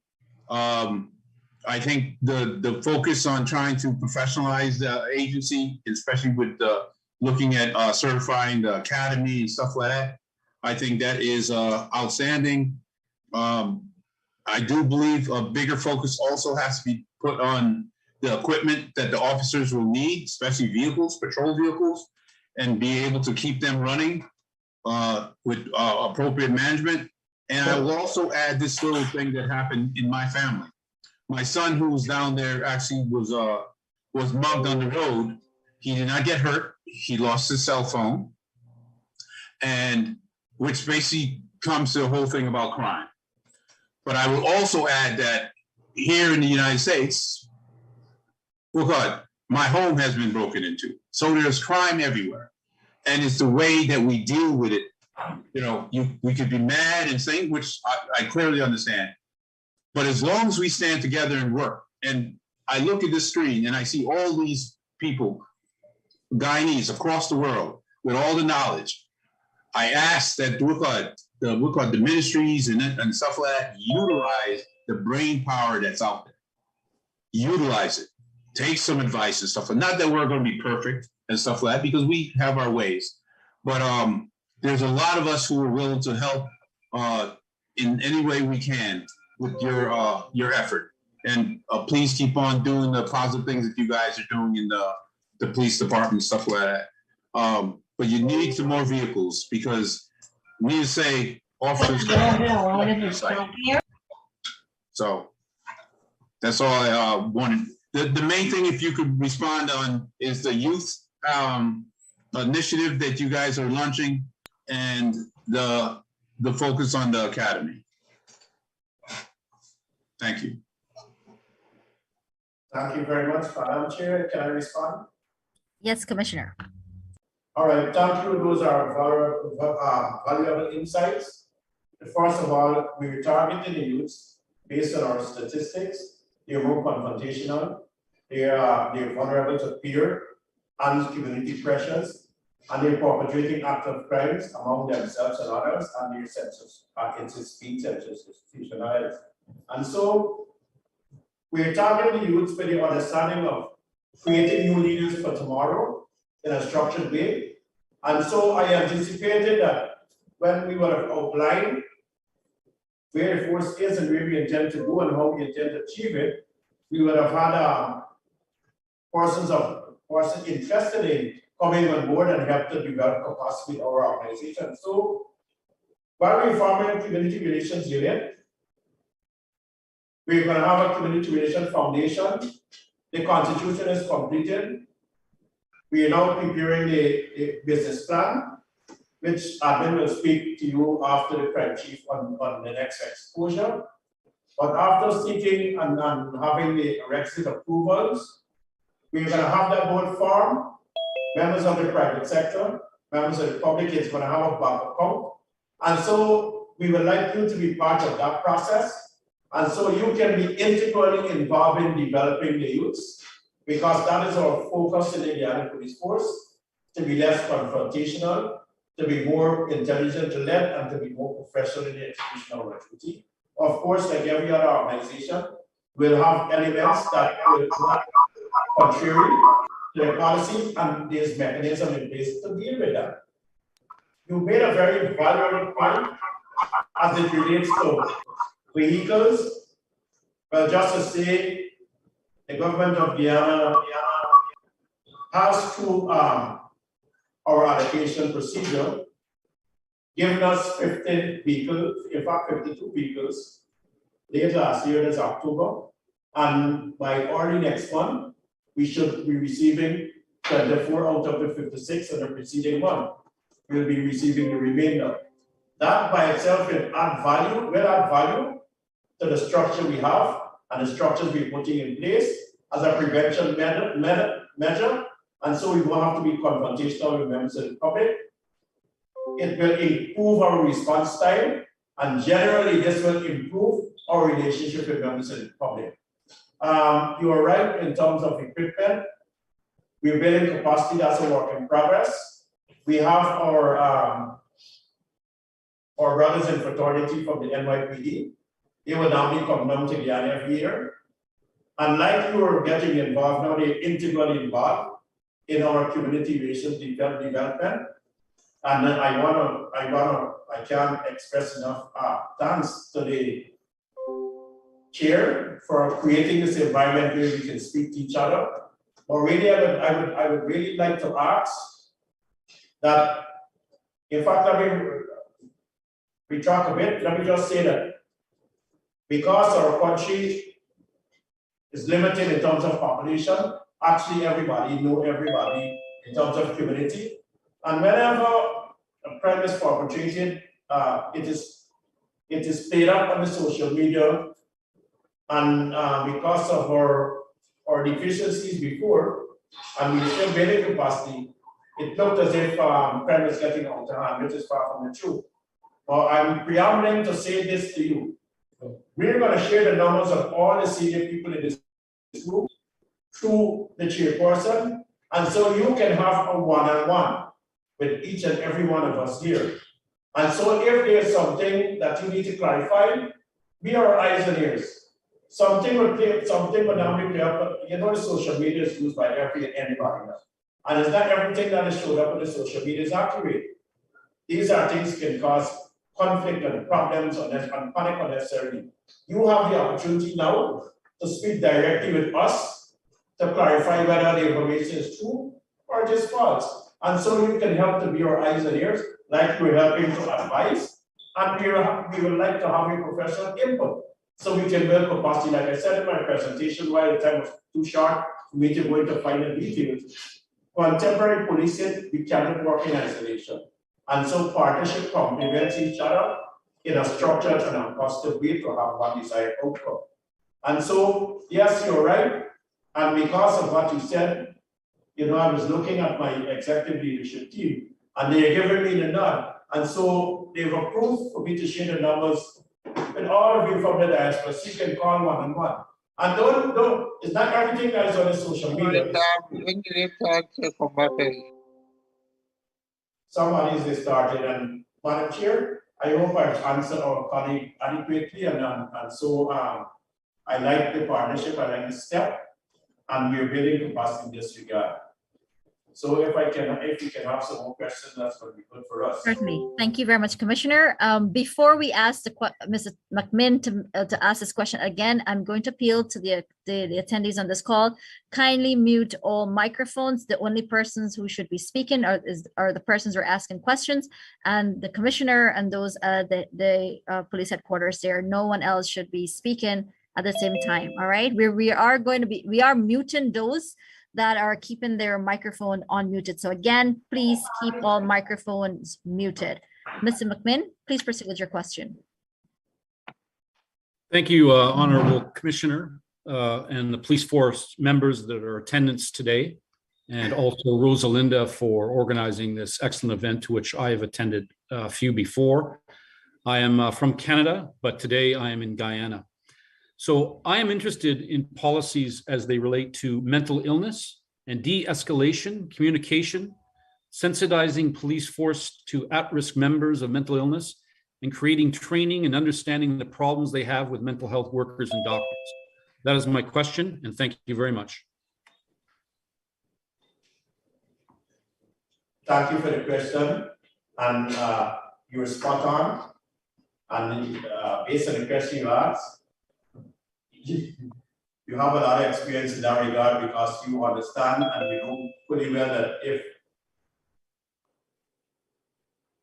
we to perform our duty efficiently and effectively, we'll have to have psychosocial evaluation from time to time and therapy treatment to ensure that we're focused and we're not trauma. And so in that regard, we have in the form of a civilian, I'm not going to say a technocrat, but a professional trained counselor with a master's degree. In fact, an MBA, right? Yeah, masters. And so she would have counseling police, men and women, but because of lack of adequate resources in that regard, we are always proactive and thinking out of the box. So she would have trained a core group who is qualified in social work at a degree level. And so that is decentralized across the divisions. And we're doing as much as we can do in terms of that regard. But as we move forward, like I said in the presentation, we're bringing in skill sets and specialists to create or to develop capacity in the organization generally. And our focus coming out of the strategic plan is to have a therapist in every region at that level. And so they can adequately come. In fact, I don't want to be uncertain with the statistics, but I'm going to task DC admin to give you the right figure, but I know that we would have had counseling done in excess of 50 to 60 police men and women already based on the need and based on identification of trends and patterns. What is happening, however, the normal preventative talks or mitigation training will normally be done across the region because it's rotational. And so she's been moving to various regions and she's been doing training, but to develop passing skill set, it calls for a closer moving, and that was done. But we still feel that because the government has given us the green light to improve and increase our resources, we have need for a decentralized professional therapist. And so thank you for that, and we're going to put that on the front board of almost immediately. Thank you very much, Commissioner. Thank you for your excellent answer. Thank you so much. Mr. Glenn Hanuman.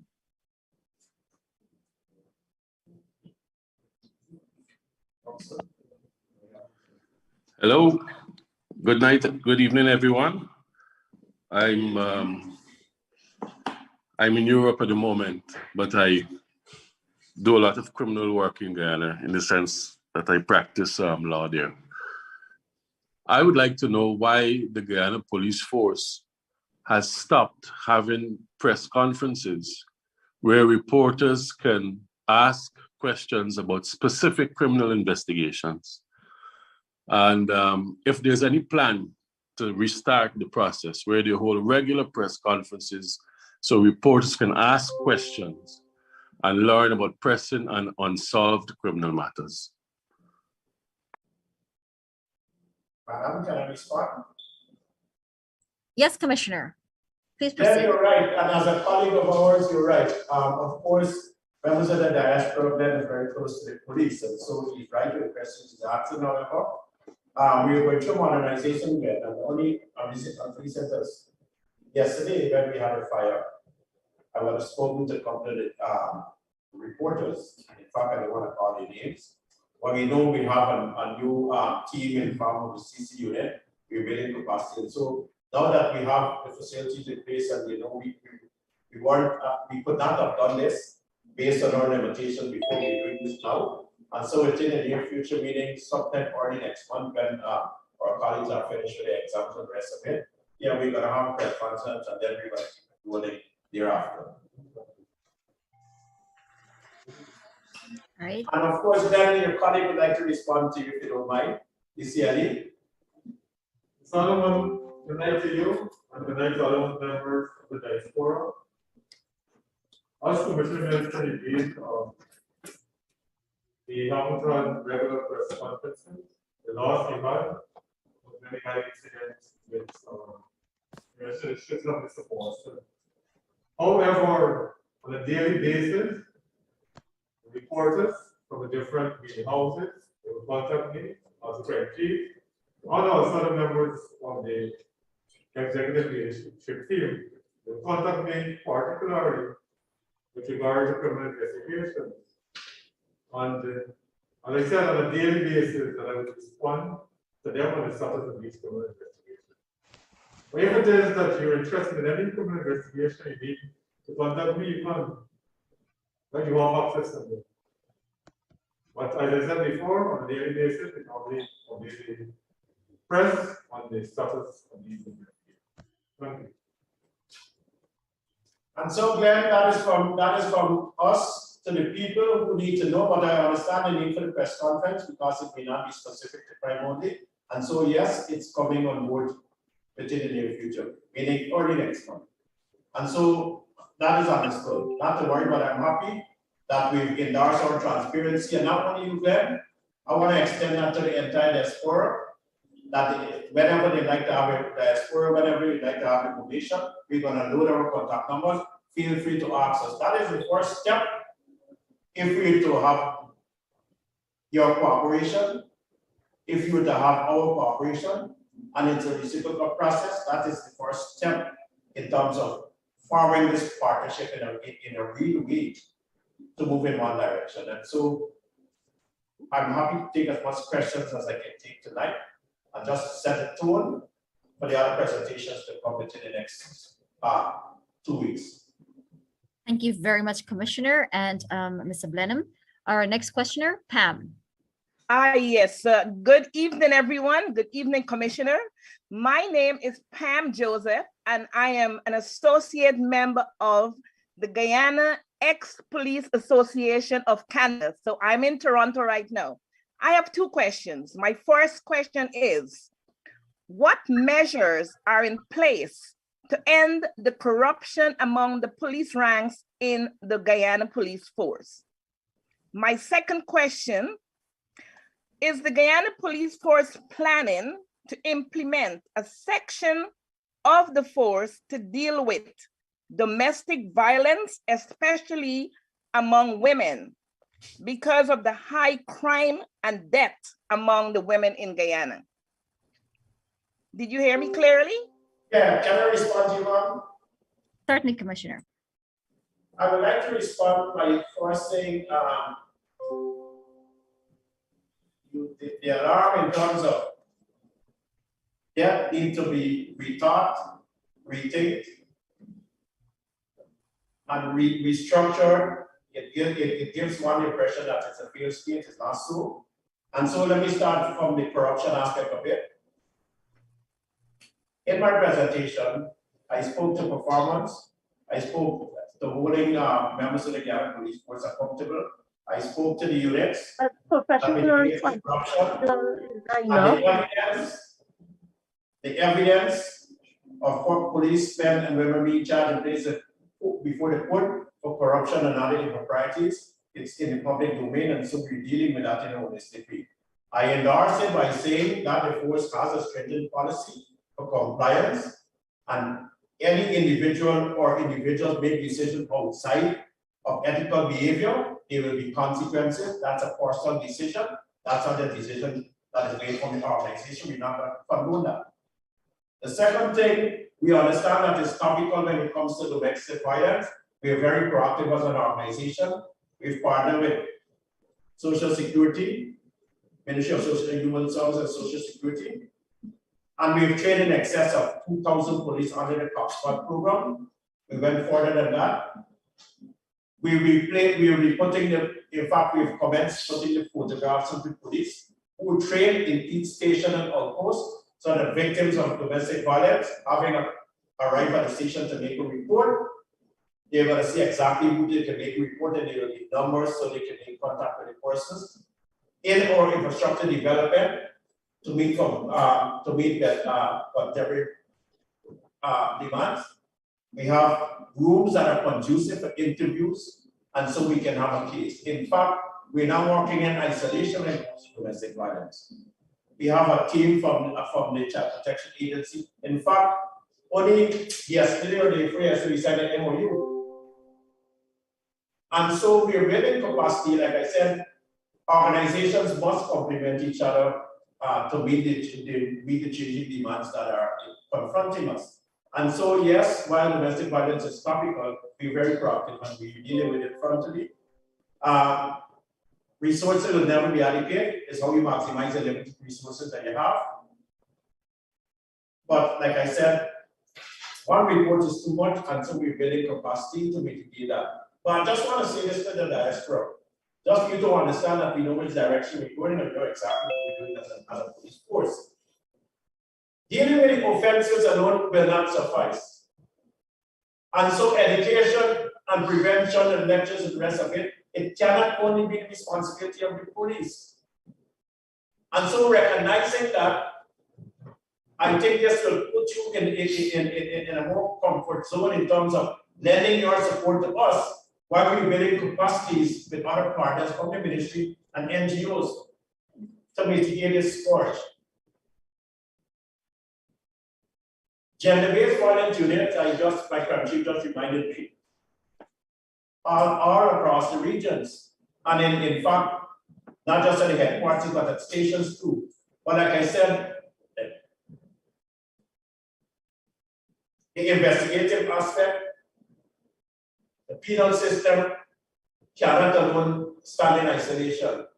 And so you from the diaspora, you can add value to what we're doing by lending us the technocrats, by supporting the ministries, and for us to educate the people so they can, we can mitigate against that. I hope I attempted to do two things. Is to win your friendship, create an atmosphere so you can come on board with some degree of alacrity, and at the same time to let you know that we understand it's topical and we are putting systems in place as an organization, and we're going outside of the normal policing to achieve contemporary policing by partnering with other stakeholders to address that issue which is topical and frontal, of course. Thank you very much, Commissioner.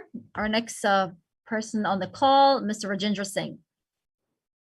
Good evening, everyone. Rajendra Singh from Toronto, Canada. Mr. Commissioner, I don't mean to be censorious towards you or your organization.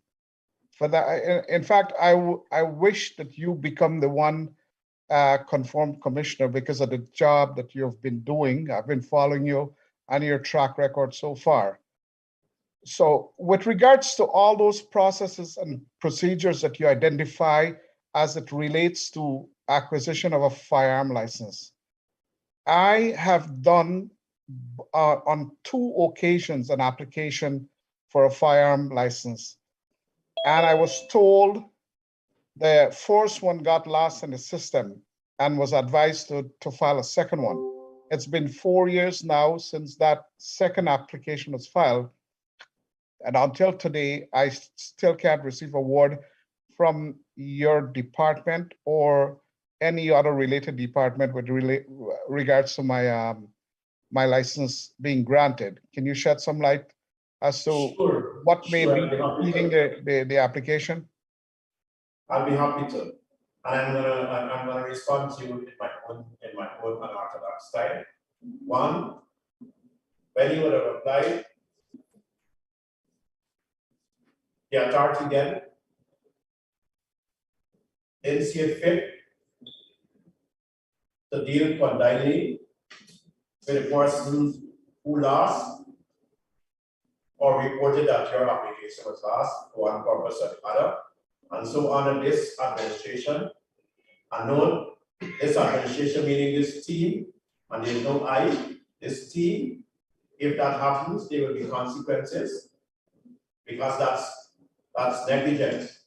The second thing is, after 2 years, we seek for you to review your firearm application. But like I said to the chairperson, like I'm saying to you now, you're gonna have our numbers. Please call and let's deal with the issues in terms of your application. And so you're gonna have adequate amount of feedback. And these are the issues these are the problems that are taking, in fact, creating a gap between the public and the police force because of someone or a few who decided they're not going to follow or comply with the rules governing the force. And when these inepts starts to grow themselves, the entire force is blamed for that. No, it must not be that way. And so you're going to speak to us one-on-one, and we're not going to have conflict with the junior ranks. We're going to give you access to us. So if you're dealing with a legitimate report or some process, which is your entitlement, and you sense that something is going wrong, you move from that level and you call the level of the ELT, and we will have that addressed immediately. I hope I've satisfied you in some regard. Thank you. Thank you for your response. If I may add before I leave, I have copies of both applications to send out to you guys. So when we initiate contact or when I get in touch with you guys, if you want that, I can provide immediately. Thanks. Sure, and you're going to have feedback immediately too. Thank you. Thank you very much. Mr. Carl? Yes, ma'am. Can you hear me? Sure. Yes, we can. Hi, pleasant day to you, ma'am. My name is Carl Carter. We met before. My name is Carl Samuel Carter. I live in the States. I'm no stranger. I see my squaddy. I like to say, you know, great greetings to the executive management team, commissioner. So let me just dive into this. First of all the frameworks that you guys are setting up, it's good, it's very unique. However, all of those are set on the pillar and foundation trust. If the community doesn't trust the police force, then we have an issue. Just like everybody was talking about the corruption. Now, I've been an investigator for many years. My field is white collar crimes. One of the things in the industry that they talk about is that you have to inspect what you expect. Who is holding the staff and the police force accountable? Let's leave it that first in terms of everything you have put in place. Because you can have SOPs, you can have rules. But unless somebody's checking to see, okay, is this here being followed or is that being followed? We have a problem. Now, I'm very happy to know that you guys are moving to electronic base and reporting on all of that. But let's take a simple process. When that person comes and make a report, that individual should be given something, let's say a receipt to say, guess what? I was at Vreeland Hoop Police Station and Officer Smith, number 5674, took a report. That is as simple as that. And everybody might say, why? But it's because it's accountability. So Mr. Jones, who made that report, cannot come and say, you know what? I make a report because the police is going to have a record and the individual is going to make a record. So the police cannot say now. Is it determined? You can hear it? Can you guys hear me? Yes, proceed, Mr. Carl. No, I'm sorry, somebody. Yes, so the police cannot say next 4 weeks, we never heard about this incident. Because the person who made the report have a little slip, says the officer's name, number, and rank, who took the report. Second, I want to make a point here. Every single report needs to be investigated. Every single report. Speaking from a law enforcement personnel, you don't know which one is going to bear fruit, which one, how is it going to turn out. We're talking about domestic violence, and we're talking about when the people get to the station. However, what happens if that person called? Have we checked? Has anybody on the panel there? Have you ever picked up the phone at 12:01 in the morning and call your precincts under your command to ascertain the response of your team? We have to inspect what we expect. Secondly, we see a number of vehicles being donated. However, every time you open the papers, you hear people say the response time is terrible. Where are the vehicles that was donated? How come we every time we open, we see hundreds of vehicles being thing, and now you might say we don't have enough. This is a simple process. Let's take Vreeland Hoop to Parika. If you have one vehicle, it simply means that you cannot house that vehicle at Parika nor Vreeland Hoop to get the best response time. You have to house that vehicle halfway in the area. Two other points before I go, sir. First of all, you send resources. With the advent of technology, everybody has a phone. If there is confidence between the police and the people, now you have 750 100,000 pair of eyes on the street, not just the one in the police force, but confidence has got to be built. Two questions before I go.